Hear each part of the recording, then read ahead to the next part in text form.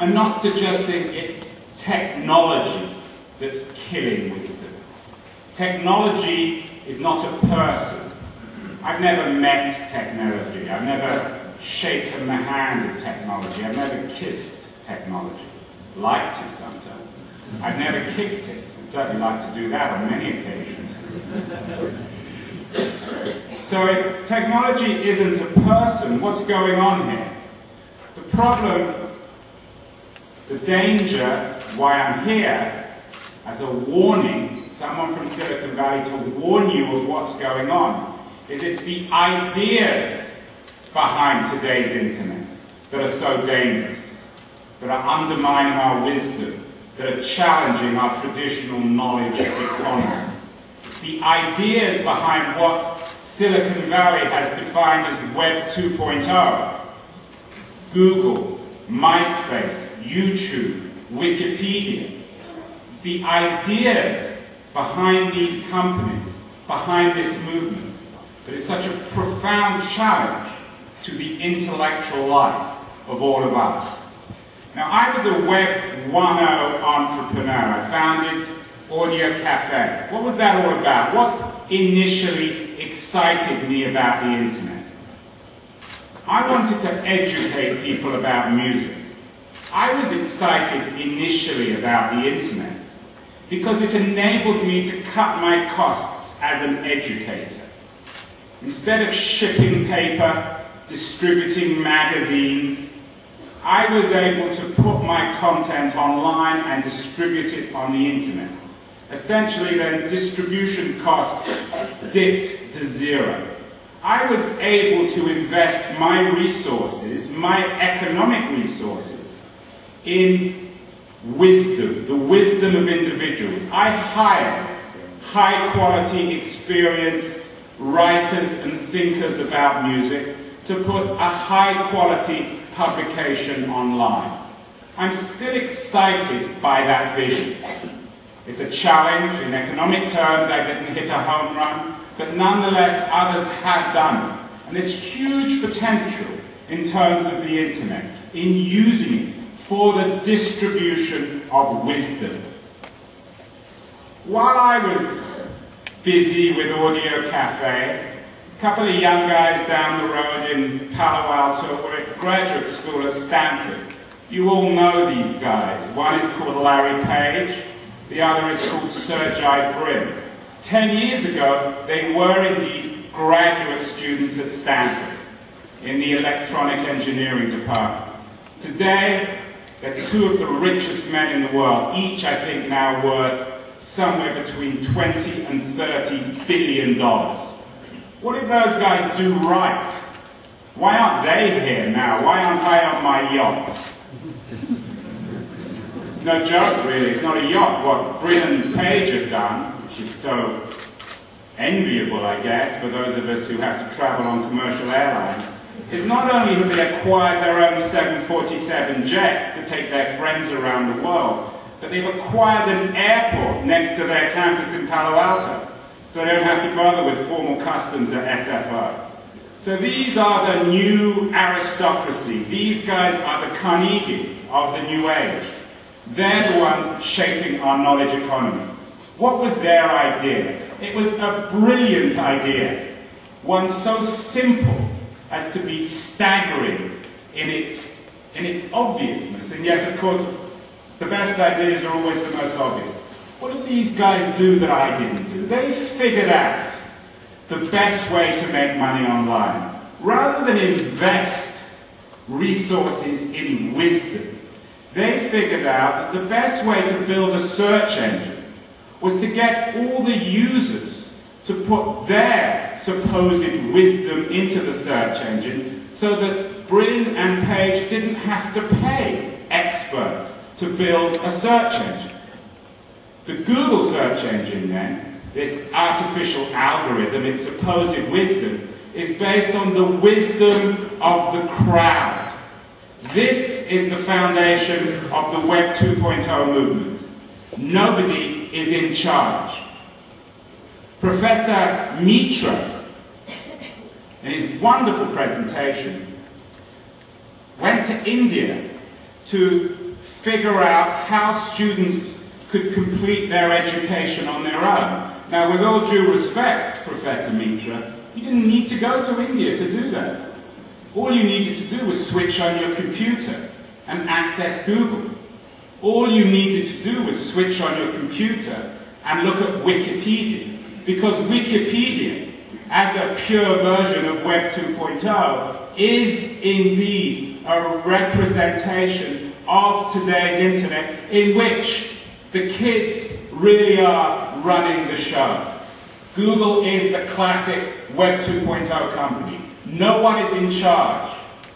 There's no professor, no expert determining what really goes into the Google search engine. We all use it, we all know its strengths, and of course we all know its profound weaknesses, its vulnerabilities, its irreverence. Yes, it's not its irreverence, its irrelevance in terms of the search engine results. The way it can be gamed, the way it brings up pornography, the way it brings up content that's entirely inappropriate. That's because nobody's in charge. The kids are running the show. Wikipedia is a perfect example in terms of this new knowledge economy of how things work. Wikipedia is the purest manifestation in this new educational information economy of a Web 2.0 economy, Web 2.0 company. At Wikipedia, there are no central editors. Everyone is an editor. It's like the blogosphere. Everyone becomes an author. There are no authorities. We are all authorities. In Wikipedia, then, the entry on Pamela Anderson, a softcore pornography actress, is as meticulously researched and as long as the entry on Joan of Arc or Hannah Arendt. On Wikipedia, no one is determining what is more important than anything else. On Wikipedia, then, the entry on Stephen Colbert, the American comedian's definition of truthify, a joke, very funny, by the way, I've been on his show, but nonetheless a joke, is almost as long and as carefully researched, no doubt as accurate, as the entry on Wikipedia on the word truth, the core word in the Western canon, the key concept that has driven the history of knowledge in the West.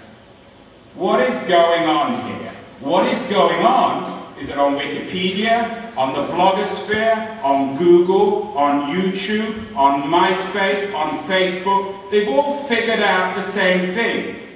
The thing that I didn't figure out as a Web 1.0 entrepreneur. They've all figured out the idea that you can disintermediate the expert.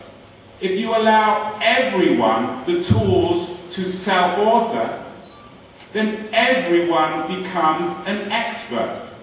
Now, the idealists of Silicon Valley call this democratization, the democratization of information, the democratization of truth. Of course, it has these deeply Orwellian connotations.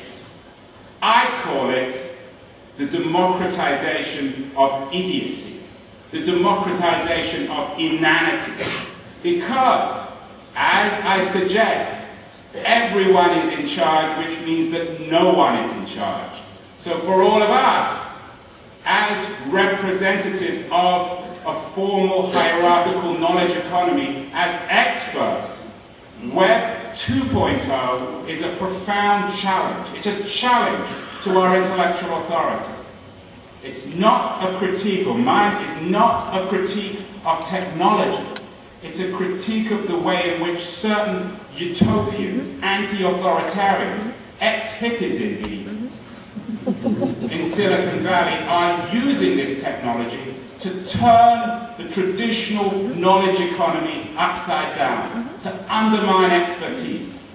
Jimmy Wales, the utopian founder of Wikipedia, sums it up. He says that he doesn't trust a Harvard professor any more than a 14-year-old kid.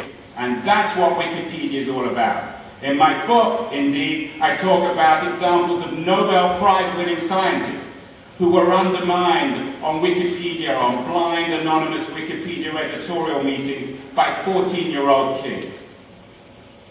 This is a profound danger. In my book, I describe it as the infinite monkey theory. T.H. Huxley's infinite monkey theorem actually coming about in practice. You all know Huxley's theory: if you give enough typewriters to enough monkeys, one of them will eventually publish Shakespeare or Plato. Unfortunately, for those of you who have been on the blogosphere or on Wikipedia, that isn't the case. In other words, for those of you thinking of going to Ghana next year and having a look at the monkeys, you don't need to go to Ghana, to the north. All you need to do is switch on your computer. The monkeys are at work all day, authoring nonsense, authoring their crap. So what's to be done? We can't go back to the old world of the encyclopedia. I, by the way, agree with Professor Mead. I think his presentation was profound, and while some of you may think that he and I are at odds, I'm not sure that we are. He is right to argue that kids can learn to use technology on their own.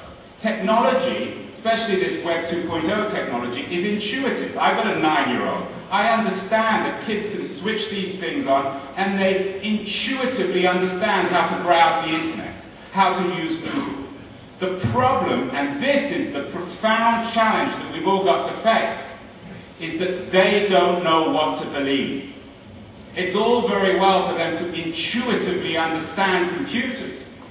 It's all very well for them to intuitively know how to enter things into Google, how to access Wikipedia, how to get onto the blogosphere. But how do they know what they're reading is true? The little girl who called up her uncle in India was very brave. Unfortunately, most of us, or most of the kids now coming online, don't have that chance. I was in Rio last week talking to the United Nations conference about the internet. It's forecast that 1 billion new kids are going to come online. These are the kids, the MyTube, MySpace, Wikipedia, Google generation, who don't know the difference between Pamela Anderson and Joan of Arc. These are the kids who are going to go to Wikipedia and see that Truthify has a longer entry than truth and therefore must somehow be truer. The kids are running the show. The monkeys are in charge in the Web 2.0 world. So we need to re-establish, reimpose authority, intellectual authority in this system. We can't create the cult of the child, the cult of the innocence. We can't be seduced by Jimmy Wales's naive Rousseauian notion that 14-year-olds know as much as Harvard professors. They don't and they never will. Knowledge requires hard work. Being a Harvard professor requires generations of reading, scholarship, knowledge. That can't be replaced by goodwill, by virtuosity, by virtue. The kid, the 14-year-old, might mean as well, but it doesn't mean that they have knowledge. The challenge then, and these are the words that you are going to hear more and more, and for both entrepreneurs and policymakers, you need to figure this one out. The challenge then is to create media literacy in this new age. Professor Mitra nobly talked about computer literacy. He's right, and that is a good thing to have, and I encourage kids to use computers. It's important for all kids to understand how to use computers. But media literacy is more important. Media literacy is the key in this new age. Media literacy is about knowing that when you go to Wikipedia, no central editor has authored the content.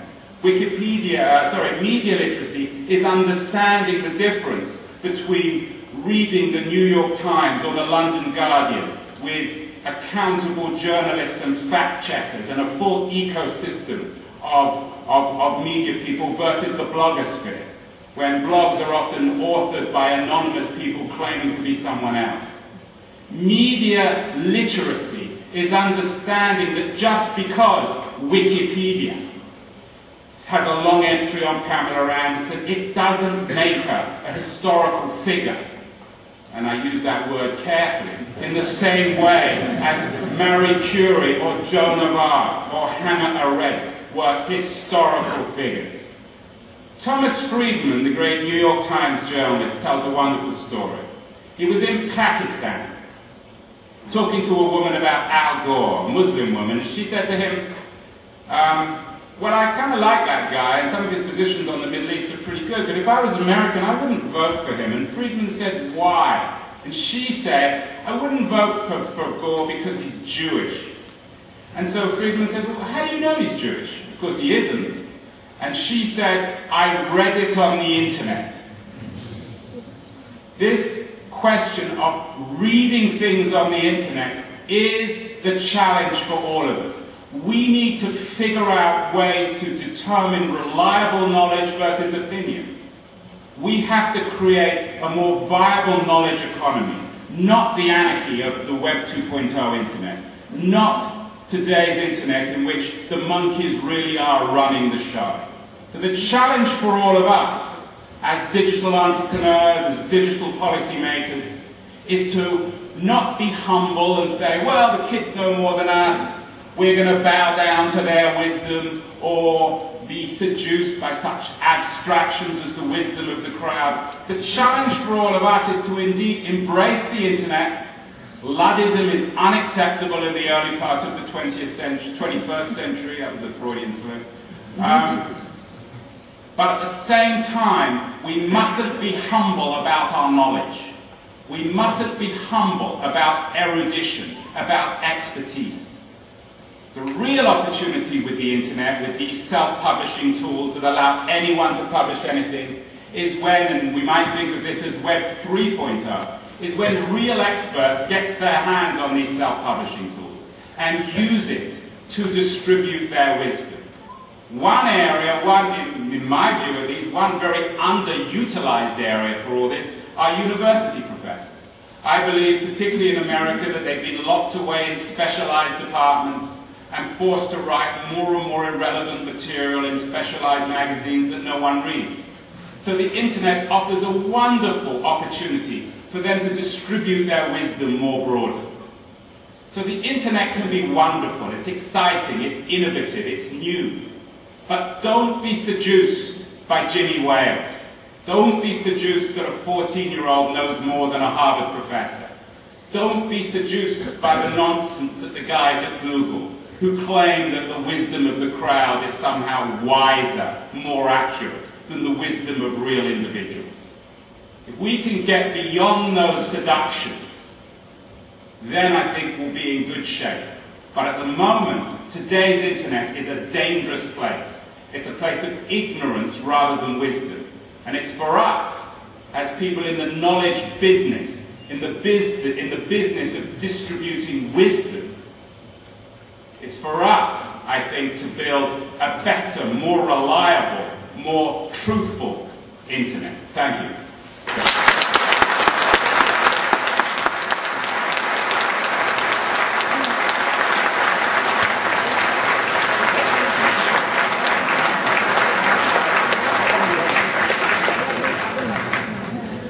Very much indeed, Andrew, for a presentation that was as challenging, provocative and interesting as your book.